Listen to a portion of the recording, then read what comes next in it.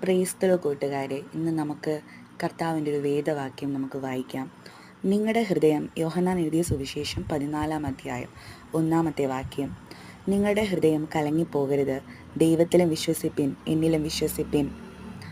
ഇന്ന് ഈ കർത്താവിൻ്റെ വചനത്തിലൂടെ, ഈ വേദവാക്യത്തിലൂടെ ദൈവം നമ്മെ പഠിപ്പിക്കുന്നത്, നിങ്ങൾ ആരെങ്കിലും ഹൃദയ നുറുക്കത്തോടുകൂടെ, ഭാരത്തോടുകൂടെ ആരെങ്കിലും ആയിരിക്കുന്നുവെങ്കിൽ ആ ഹൃദയ നുറുക്കത്തെ, വേദനകളെ, നിരാശകളെ മാറ്റി അതിൻ്റെ അകത്ത് ഭാരപ്പെടുന്ന വിഷയത്തിനകത്ത് മറുപടി തരുവാൻ ഒരു സർവശക്തനായ ദൈവം നമുക്ക് സ്വർഗത്തിലുണ്ട്.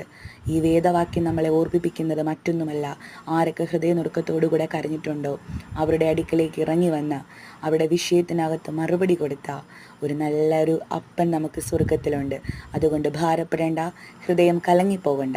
യേശു കർത്താവിൻ്റെ സന്നിധിയിൽ മറുപടിയുണ്ട്. നിശ്ചയമായിട്ടും ദൈവം നിങ്ങളെ അനുഗ്രഹിക്കുമാറാകട്ടെ. ആമേൻ.